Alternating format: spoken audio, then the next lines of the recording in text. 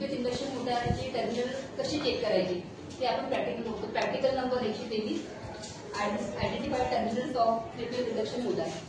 Sequence induction मोटारचे आपण आधी पार्ट बघून घेतले. सीक्वेन्स इंडक्शन मोटारला मुख्य 2 पार्ट असतात, रोटर आणि स्टेटर.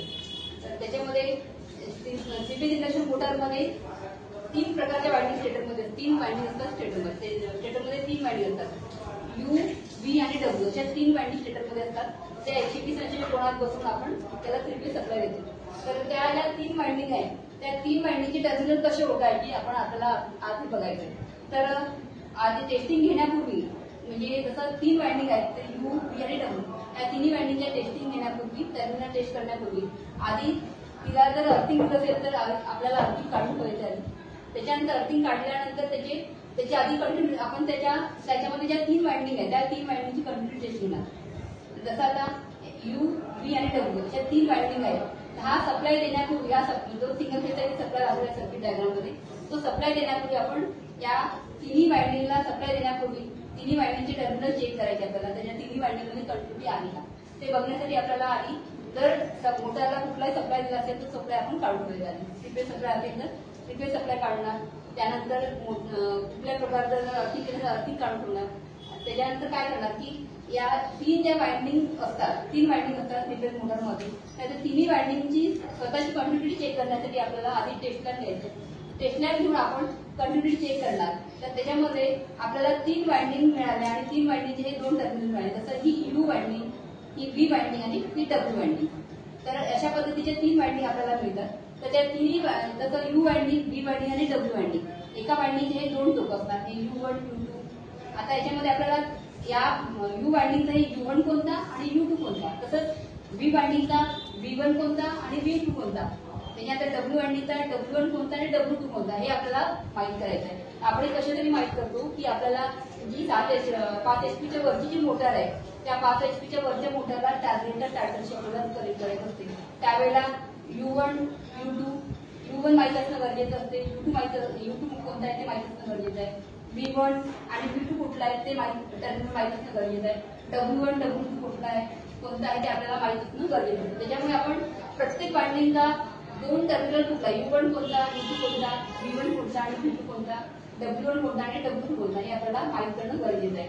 त्यासाठी आपण आज टेस्टिंग घेतोय.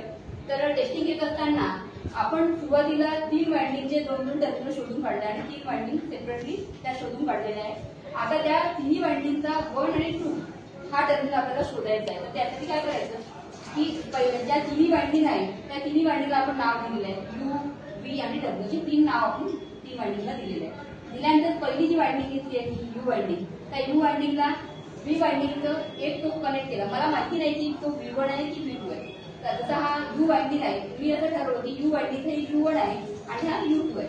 त्या यू वायंडिंगला मी दुसरी व्ही वायंडिंग घ्यायची. व्ही वायंडिंग घेतल्यानंतर त्या व्ही वायंडिंगला हे टोक कनेक्ट आहे. U1 टोक कनेक्ट केलाय. V1 ह्या व्ही वायंडिंगचं हे टोक मी कनेक्ट केलंय पण मला माहिती नाही की हे V1 आहे. पहिले कनेक्ट करायचंय. कनेक्ट केल्यानंतर त्याचे जे 2 टर्मिनल उरलेले आता खालचे या 2 टर्मिनलमध्ये आपल्याला 2 लॅम्प सिरीजमध्ये लावायचे.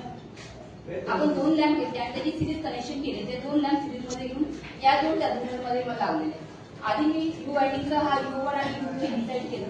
त्याच्यानंतर व्ही वायंडिंग घेतली. व्ही वायंडिंगचं एक टर्मिनल मी या U1 ला लावलं आणि उरलेले जो U2 आहे आणि हा व्ही वायंडिंगचा एक दुसरं टोक आहे ते दोघांमध्ये आपण 2 लॅम्प सिरीजमध्ये लावले. अशा पद्धतीने लावल्यानंतर सिंगल फेज आपल्याला सप्लाय द्यायचं.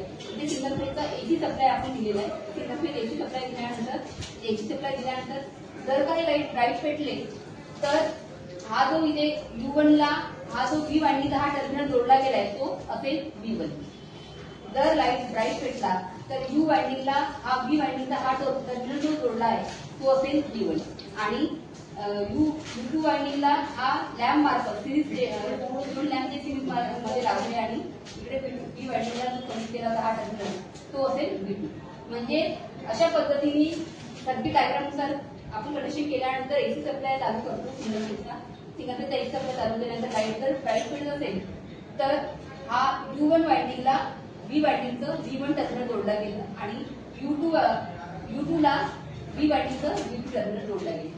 म्हणजे अशा पद्धतीने आपण व्ही वायंडिंगचा हा V1 आहे आणि हा V2 आहे आपण अशा पद्धतीने शोधून काढणार. त्यानंतर आपल्याला आता ही वायंडिंग सप्लाय बंद करून ही वायंडिंग डिस्कनेक्ट करायची आणि त्या जागी आपण ही डब्ल्यू नावाची जी वायंडिंग आहे ती कनेक्ट करायची आणि डब्ल्यू वायंडिंगचं पण आपण W1 आणि W2 हा शोधून काढणार अशा पद्धतीने. म्हणजे लाईट जर ब्राईट पेटतो तर सारखी टर्मिनल एकत्र येतात आणि लाईट जर ब्राईट पेटलं तर सारखी टर्मिनल येतात. तर सारखी टर्मिनल एकत्र येतात आणि लाईट ब्राईट पेटतो.